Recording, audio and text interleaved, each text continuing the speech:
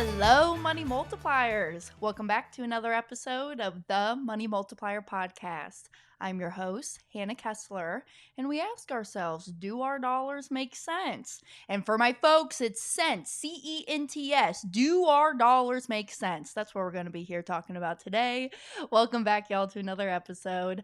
I'm actually recording in the hotel room down here in Nassau, Bahamas. So I've been here for about a week. It's just such an easy place to get to, and you still want to be in that tropical kind of environment. Because as a lot of my listeners know, my brother is a pilot for NetJet, and then dad, he's also a pilot, but he does have another pilot that will fly the bigger airplane, the Pilatus. And so we hop into the Pilatus. It's literally like an hour and 20 minutes to get down here to Nassau. So it's a quick, easy flight. It's awesome. We've been down here with the team for the past week. There have been some conferences here for one of the insurance companies. So a lot of the team's been down here just learning, gaining more knowledge to help keep serving the community better and better. And then also what I think is pretty cool is like getting updates from the companies of how their portfolios are doing, where are their assets under management, and how are they investing their dollars, what's the cash flow that's coming into the company.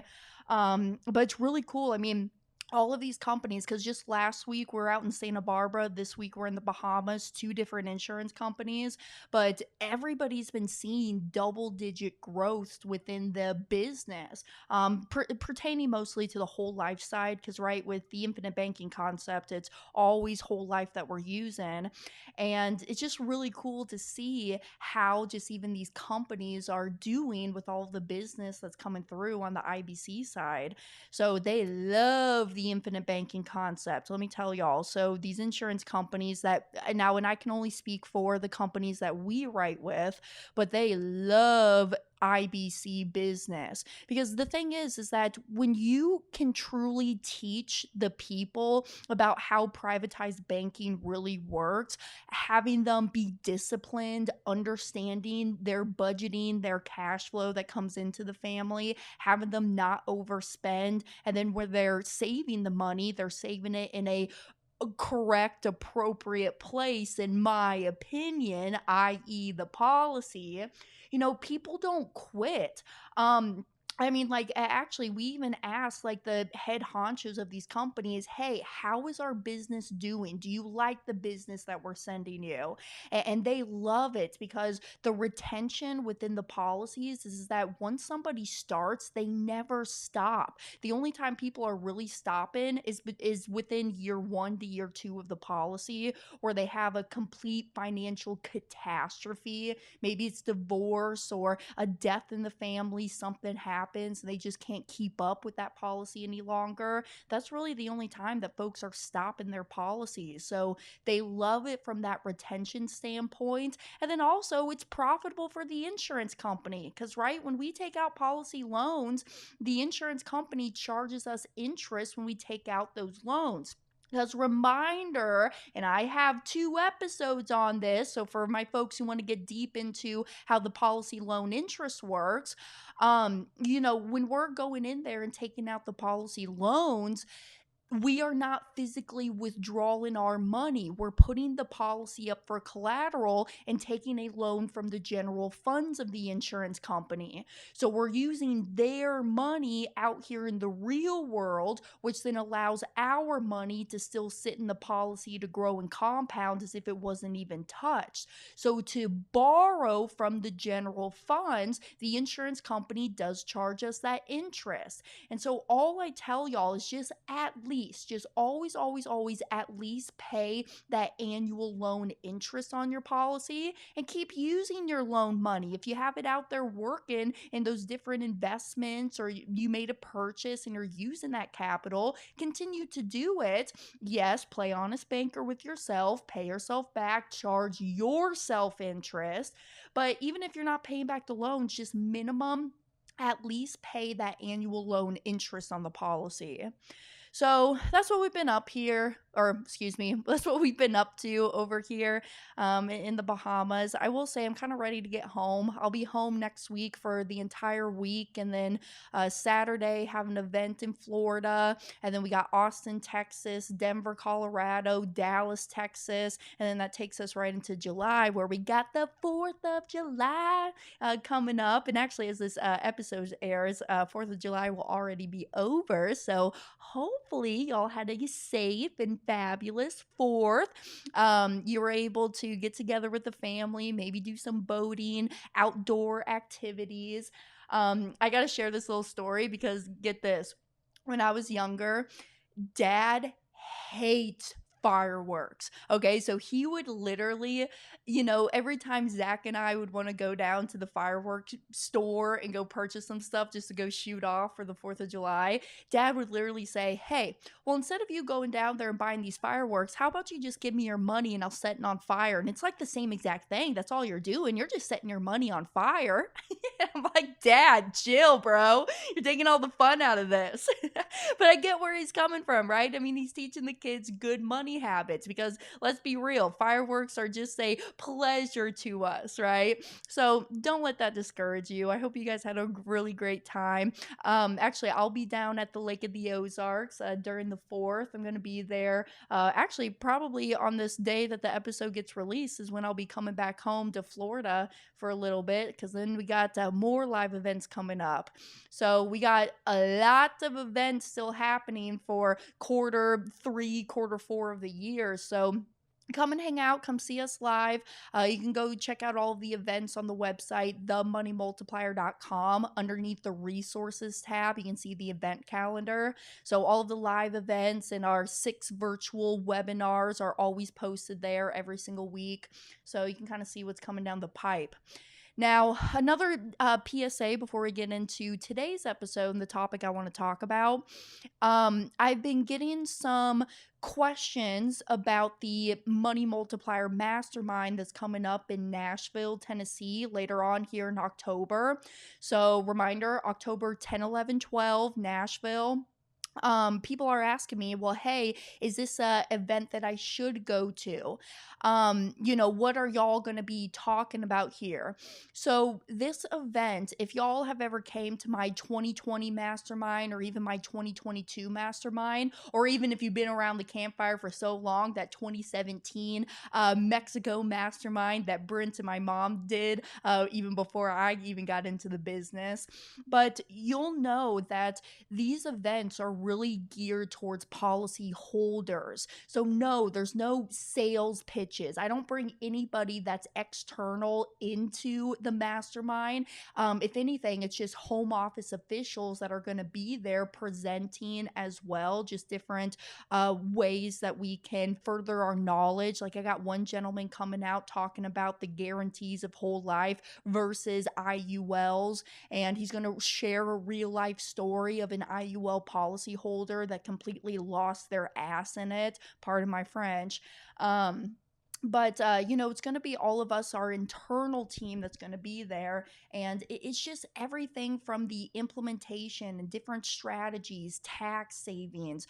My favorite thing that's going to come up in this one that a lot of y'all have been asking me about is, hey, how about those COLI policy, corporate owned life insurance, or employee benefits through the policy and retaining the good, loyal employees that I have?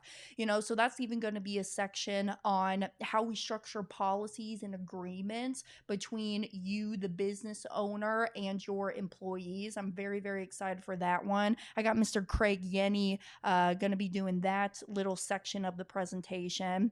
And if y'all know Craig Yenny, we call him Mr. Spreadsheet. So for all my analytical people, you'll love his talk.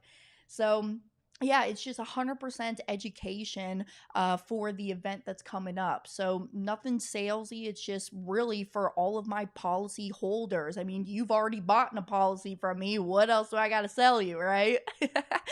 So anywho, you can go and snag your tickets, themoneymultiplier.com /mastermind 2024, and you can go right there to the event page and purchase the tickets there. We got the GA ticket prices, and then also VIP. VIP just comes with a little bit more perks and a one-on-one dinner with all of the speakers.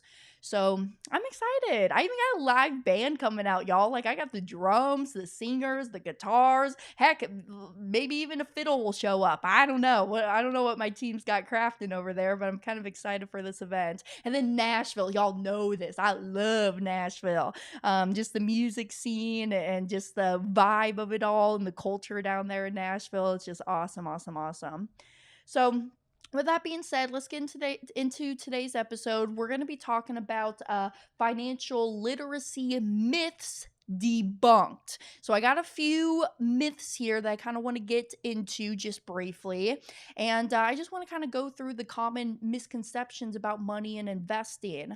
Last thing I'll say, and then we'll get into it, but I was actually just doing a podcast yesterday with Caleb Williams. Some of y'all know Caleb. He wrote the book, The And Asset. If you haven't heard of that book, I would definitely go and purchase it and read it. It's a very thin book, very easy to read, but has a lot of great knowledge just to capture within your mind. But, Caleb even asked me the question of, why is it so hard for people to change the mindset? And how I was kind of answering his question back to him is that, why I think it's so easy for me to understand money and wealth and investing is, I think, number one, because I've had such great mentors bring that conversation around the kitchen table about money. But also, I think it's just so easy because I didn't have to go and unlearn all of that other BS that a lot of my peers and folks who are older than me learned and gained throughout their lifetime, that they have to really come to the conclusion and realization that, oh, I don't know everything. And there's probably some topics that I thought were correct and I thought I was doing great for my family just because that's what all of my peers, my family, my colleagues are doing within their life. And so I think it's just hard to retrain the brain, or what Nelson Nash calls I think it's law 5 or 6, rethink your thinking. I think it's hard for people to shift that different neural pathway and message of how they are retaining this new information and really going in and unlearning all of that other stuff that they gained throughout their lifetime. So I think the preface for this episode is that I'm telling y'all, don't overcomplicate money. It is that stupid simple. And it kind of gets into my first myth here. So with that being said, let's get into today's episode. So myth number one that I have for y'all is that you need to have a high income to build wealth.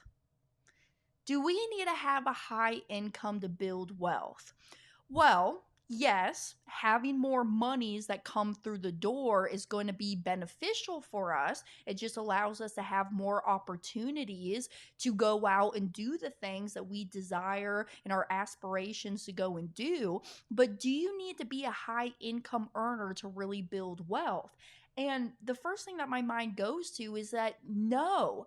Honestly, the quote that I'm thinking of is that when Dad is always talking to me about how, Hannah, it doesn't matter how much you make, it only matters how much you keep.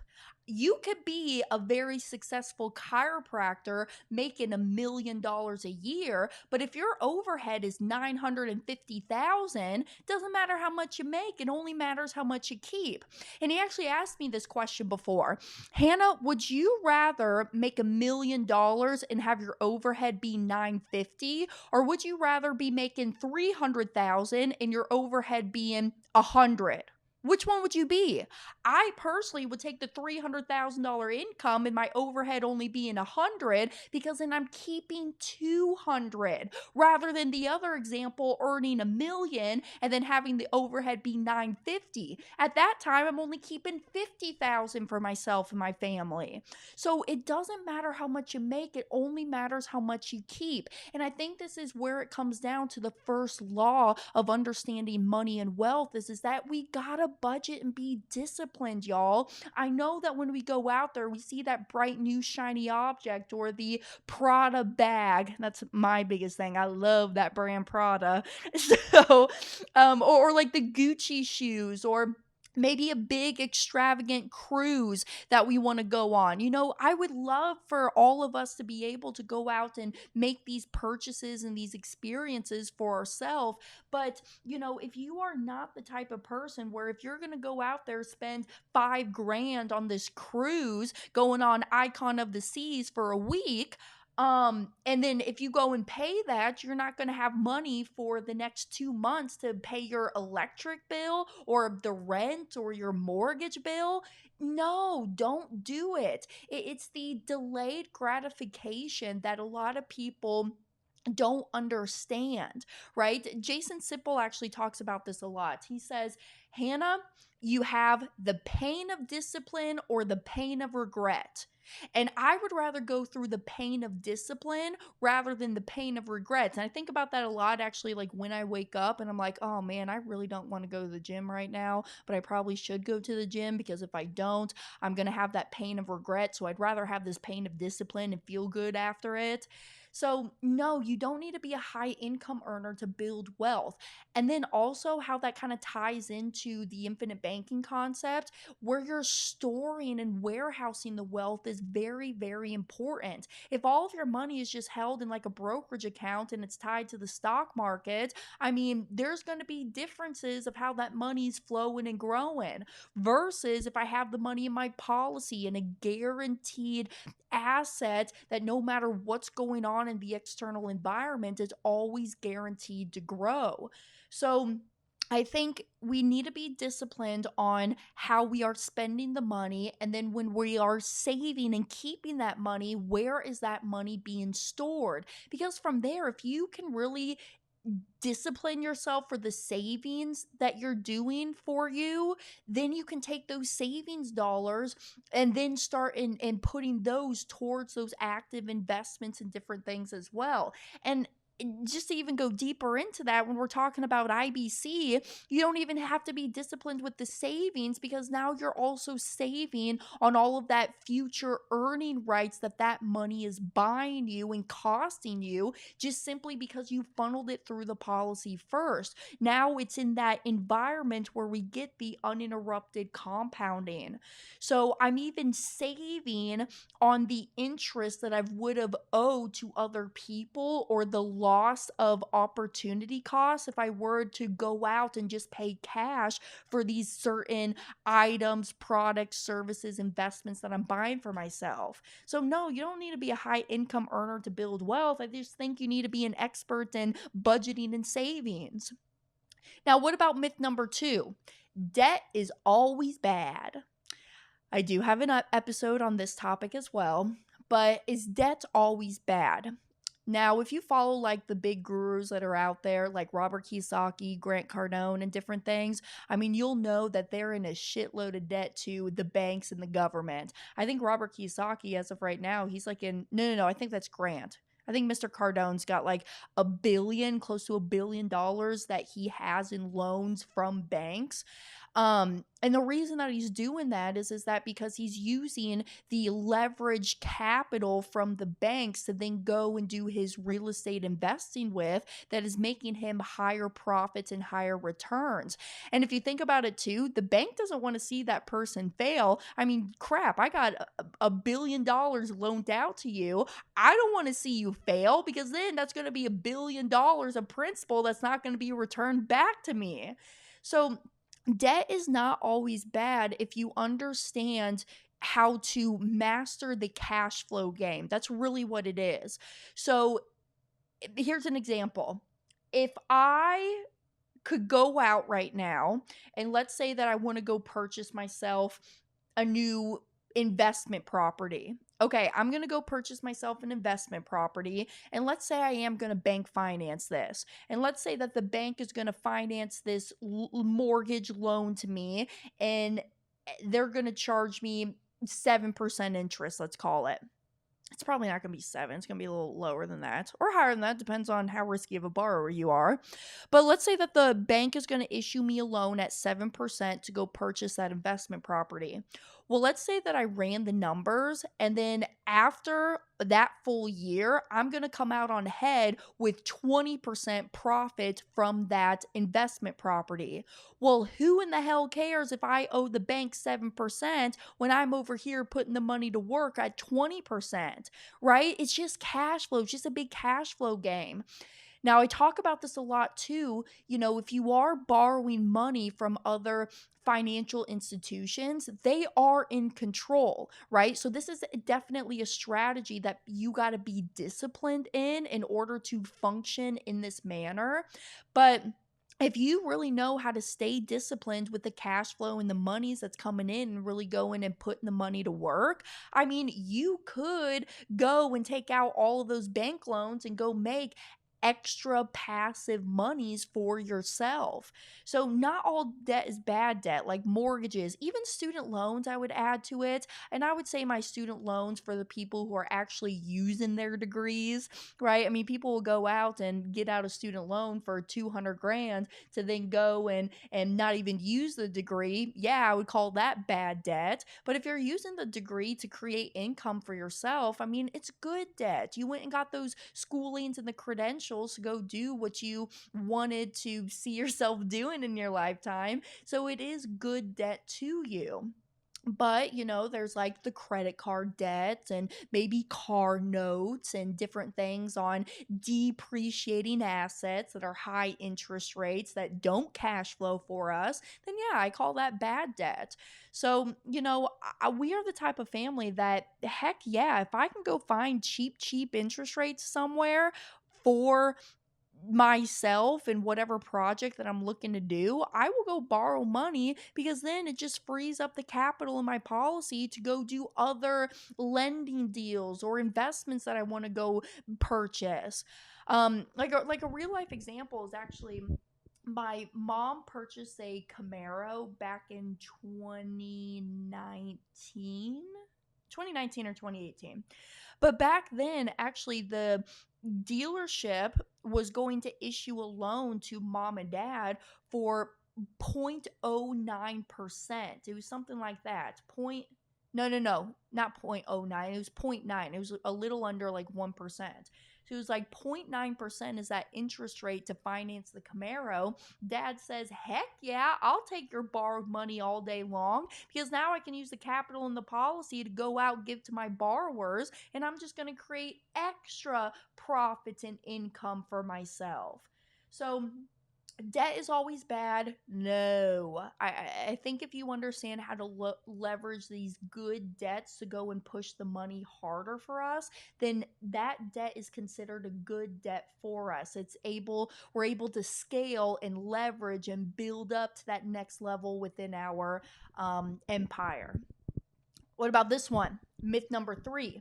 Investing is too risky. I get it. Investing is risky. Let's just be real. I mean, when you go out there and you got to go and push your money into something, and you got to have the trust of the market or somebody else to manage and do good with your money. I mean, yeah, it involves risk, but we got to understand the risk to reward.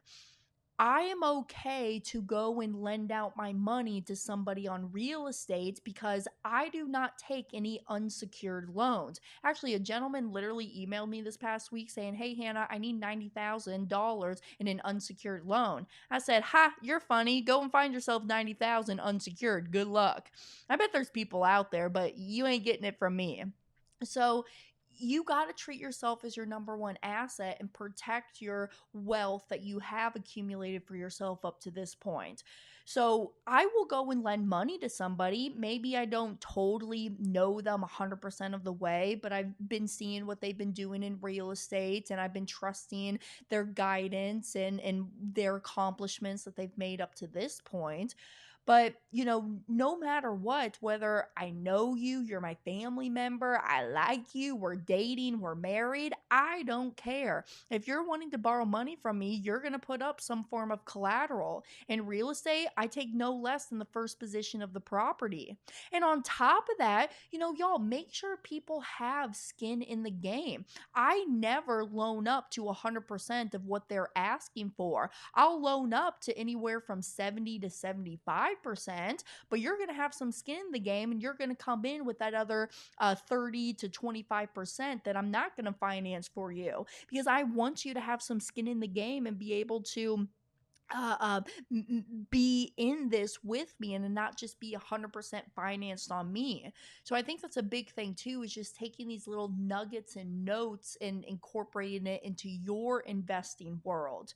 But I think this is why that you need to invest in your education, okay? No matter if it's real estate, stocks, options trading, land flipping, wholesaling, note investing. I mean, you need to have that knowledge and even the community behind you that's going to be there to support you as you go off on this own adventure, so that you can bounce those ideas and questions off of somebody that you trust and that has been doing this for a lot longer than you have. And it's okay to ask for help. It's okay to ask questions. If you never ask the question, the answer is always no. So ask those questions so that it can really elevate you in your investing game. Because that's the whole point of it, right? I mean, the whole point of money being a tool and a resource is we just want to go and put the money to work even harder for us, so that then the little green men are out there working. And what do I always say, y'all? So then we no longer have to work for it. So get involved in the communities, especially people who've been in this game longer than what you have, and just follow their tips, learn from their mistakes. That is the biggest thing that I think I've taken from meeting my mentors and people just within my space, is that tell me your mistakes and I want to learn from it, because then I know I'm never going to do that. So just understand what risk you are taking and how you can protect yourself and collateral and different things. I guess last thing I'll say on this, I actually have two personal loans out right now to two friends. One of them, actually, she bought my car, my old Buick, and she couldn't 100% finance it or pay it in cash right now. So I'm seller financing it to her. And yeah, I'm charging interest. But hey, I'm still owning the car and that note on it. So if she stops making the payments to me, I'm going to come and take that car. Cars are not my favorite thing to loan on. I'm really just doing it because she's a personal girlfriend and I needed to upgrade my car and get rid of that other one. But cars aren't my favorite just because they are depreciating assets. It's not like real estate where they go in and have the appraisal price of it and you can kind of gauge on how risky of the investment it is. I mean, you can kind of do that too if you just go out there to Kelley Blue Book on the cars, but when you do that, right, the more miles you put on it, the wear and tear, it's just going to decrease in value. So that's one of them. I got that car loan out there. And then actually, I even loaned money to a personal friend because he just needed to get out of his living environment that he was in. And he says, hey, I need about $3,000 to go and move myself into this new place. And so actually, what I'm holding as collateral from him, gold. He's got gold coins. I said, all right, well, give me your gold coins. I'm going to hold on to these. I literally have the gold coins. And so if you don't pay me your monthly payments, then I'm just going to keep these gold coins for myself. So I literally have those in my possession. Um, so thankfully, these people have never defaulted on the loans, and we do have a written agreement between us, and even like the whole amortized schedule is posted up on there. So, just make sure that you're dotting all your I's and crossing your T's when you go out there, and don't just willy-nilly go and hand money to people, right? I mean, just make sure that you're protecting yourself, because again, you are your number one asset. So treat yourself and think to yourself that you are, and what you think you will become. Myth number 4, you need to be a financial expert to invest. I mean, yes, you got to have some knowledge base before you just go and willy nilly spend your money, like I mentioned. But no, you don't got to be an expert and know every single tiny detail, especially y'all in the infinite banking space. Some of you guys that need to come in and know everything before you get started. Here's what I ask you. Hey, when you open up the hood to your car, can you tell me how every single moving part in your car works? You guys tell me no. I don't know how every single moving part of this engine works. All right, so you don't know every single moving part, but this is what you do. You get into the car, you put yourself in there, your family in there, and you drive all around town putting yourself and your family at risk. Why do you do that? Oh, because I know that this car is going to get me from point A to point B, but I don't know all the inner workings and mechanics that happen underneath the hood. It's the same thing with investing, y'all. Yes, we got to follow the trends and the data.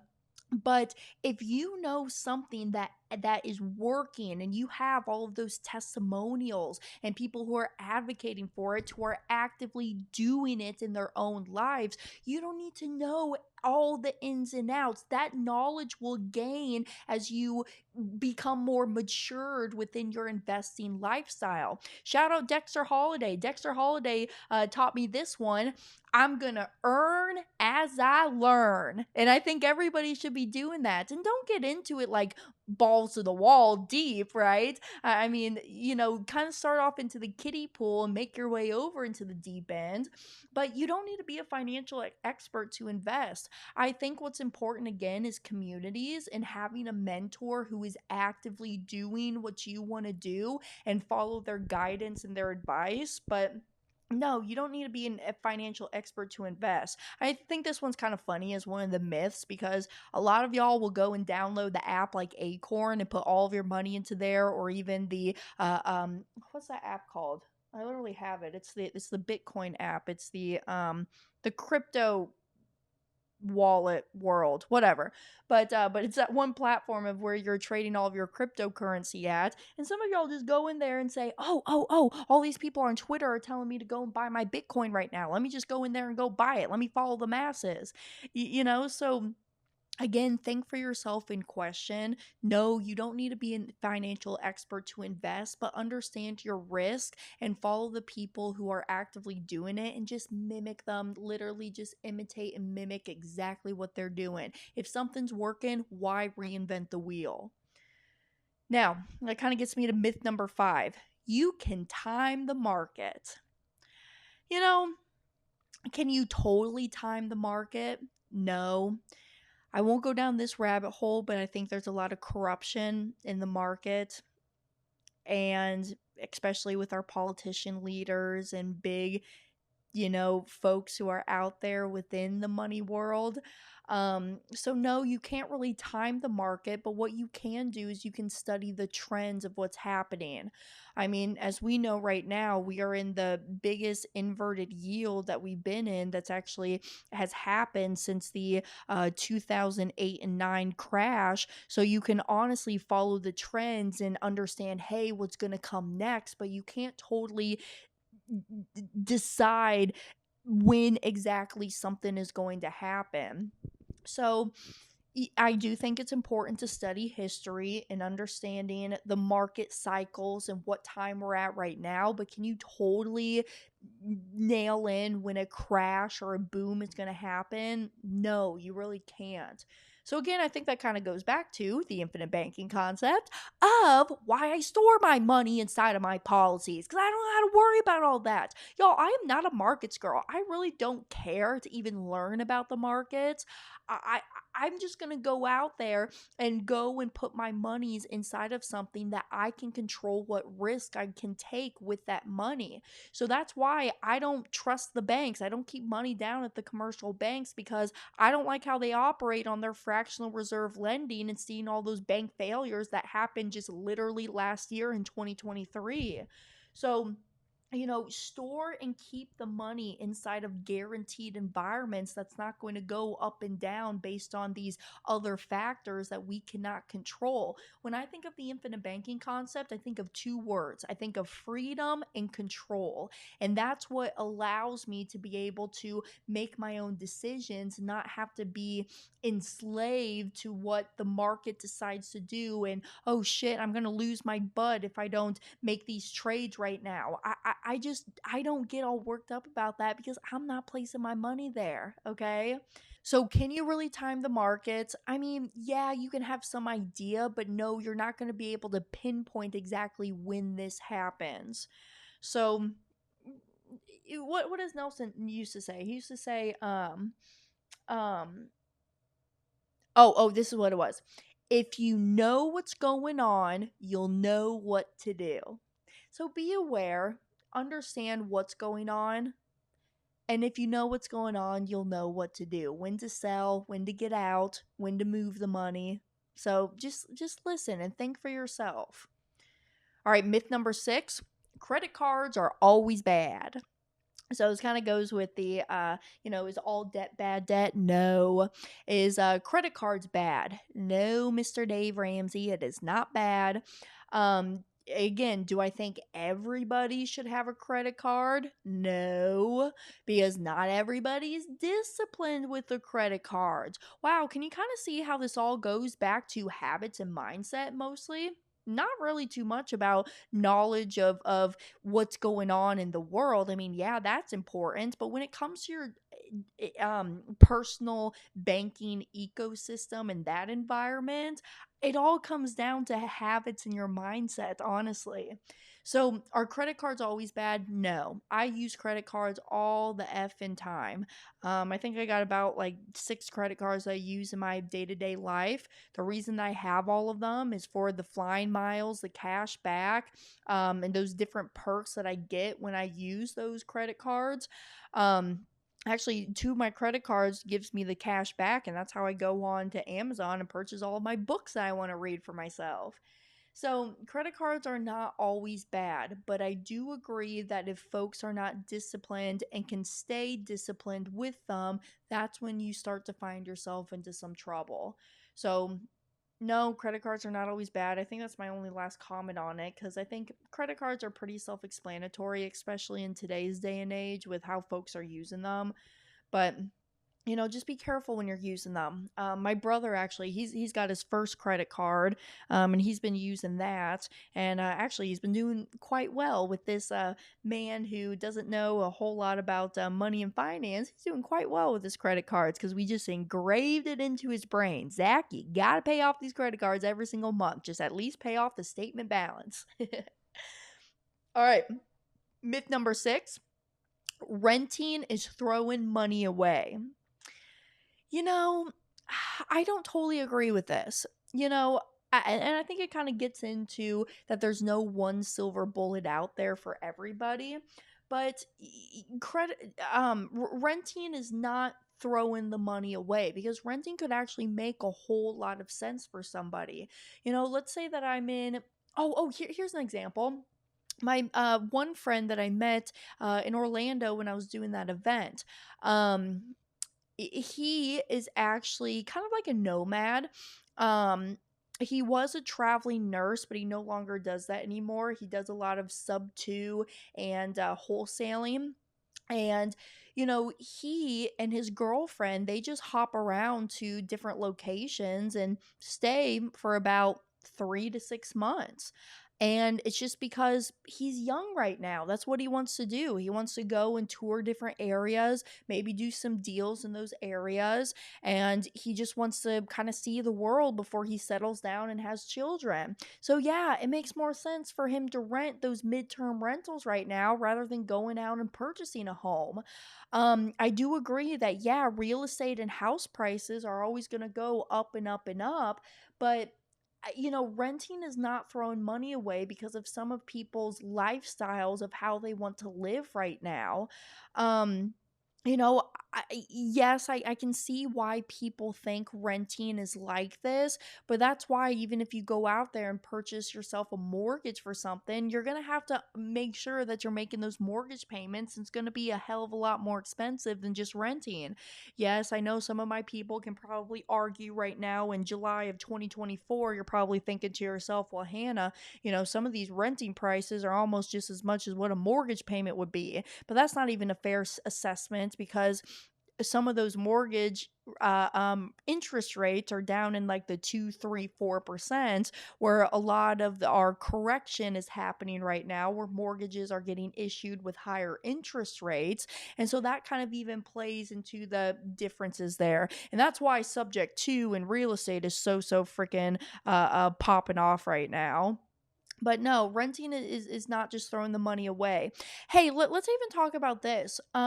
When it comes to like the infinite banking concept, a lot of people ask me about term policies too, because term is like renting insurance, right? If I rent this insurance, I'm just throwing the money away. And yeah, it's to that in some extent, but the reason we rent this term insurance is because we want the cheap premium and to be covered for ourselves and our family in the event of a premature death. And there's a lot of people who are out there that are totally underinsured. So I actually even like term insurance in some instances, mostly convertible term insurance, because then I can convert that term into a permanent whole life policy and not have to do any of this underwriting for my permanent policy. And then two, I'm just converting the term renting death benefit into permanent death benefit for myself. So no, renting is not just throwing money away. It's definitely a case by case scenario. I think the ultimate goal is, yeah, you want to own the asset, you want to purchase the asset, own it outright.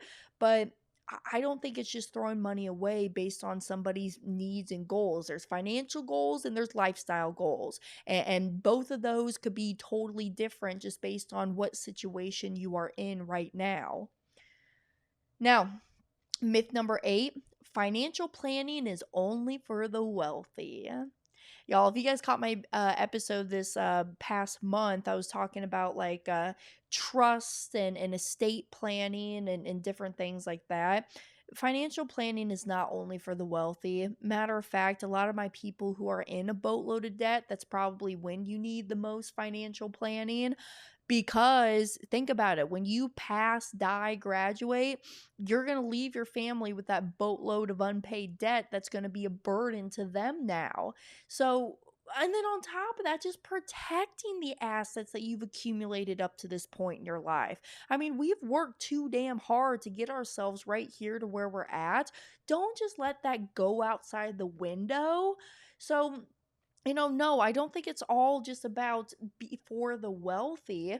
Yeah, they have different needs and the different tax brackets and different things, but it's for everybody. That is one of the circles in our life, right? The financial circle that we really need to take a hold on and understand what's going on in the financial circle of our life. So, no, it's not just only for the wealthy. And I think that we can always work on this, keep creating goals for yourself, track your stats, report them to other people, and that's how you'll see them grow. That's a quote from my father. But no, I disagree with this myth here.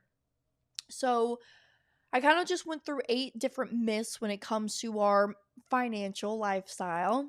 And I hopefully kind of just talking it through with y'all from a 24-year-old's perspective.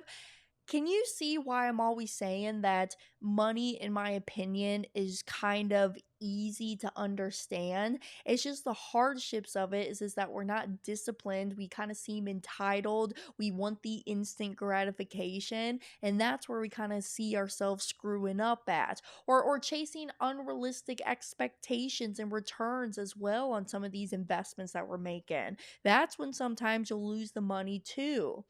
So reach out to me. I'm always here answering questions, even if it's not pertaining to IBC. It could be different investments that y'all are doing. You just want my feedback on them. No, I am not a financial advisor. I'm just giving you my opinion on different things that come across my desk. But again, I think I've said it maybe 3 or 4 times now, but think for yourself and question. So don't just believe all the noise and the internet drama and television programs that are posting out all this stuff. Really go in there and do your own due diligence on what's going on in the financial world and how you can hedge yourself and protect the wealth that you build up to this point, because it doesn't matter how much you make, it only matters how much you keep. So thank you y'all for tuning in. If you got questions for me, email the podcast show. It's podcast@themoneymultiplier.com. And myself or the team will reach out to you if you got questions or if you want to schedule a one-on-one conversation with me. Hey, last thing I'm going to leave y'all. Some of you like when I give book recommendations, but right now I'm almost through The Psychology of Money, and I think I'm gonna do like a whole episode, kind of like a what's it called, cliff notes, like a whole cliff notes thing on this, because it's really not financial advice. It's really just talking about all like financial money mindset. Like here's just some of the stuff that I'm highlighting. I'm looking over as I like flip through this. There's no reason to risk what you have and need for what you don't have and don't need. So kind of talking about, hey, what do you really want? What goals do you have for yourself? Do you really need this purchase? Here's another one. Whatever it is, the inability to deny a potential dollar will eventually catch up with you. So enough is not too little.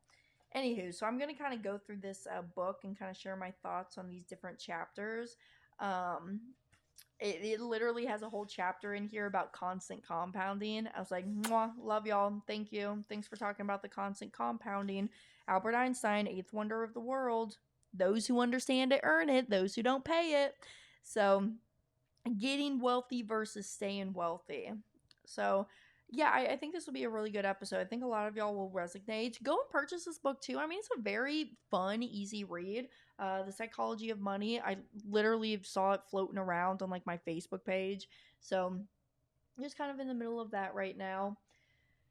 With that being said, come and hang out. We got a lot of live events going on, a lot of webinars, and tell me, what are some of the topics you want me to get into and different things that you're having the conversations around the kitchen table and your family and your friends, and bring me the hard questions. I want to be here to help support you and how to answer those. So without further ado, I appreciate everybody's time today. Whether you're driving, walking on the beach, going to the gym right now as you're listening to this. But every Tuesday, I'm back with another episode, just different topics. I've been having a lot of guests on the show recently too, which have been a lot of fun. But I think my favorite episodes are really just having the one-on-one conversations with y'all and just looking into the camera and different things. So thank you for being here. As always, we're here to help you, serve you. So send me an email, reach out, subscribe to the YouTube channel, give us 5 stars. We're on all podcasting platforms. And until next week, I'll catch everybody then. Bye, y'all.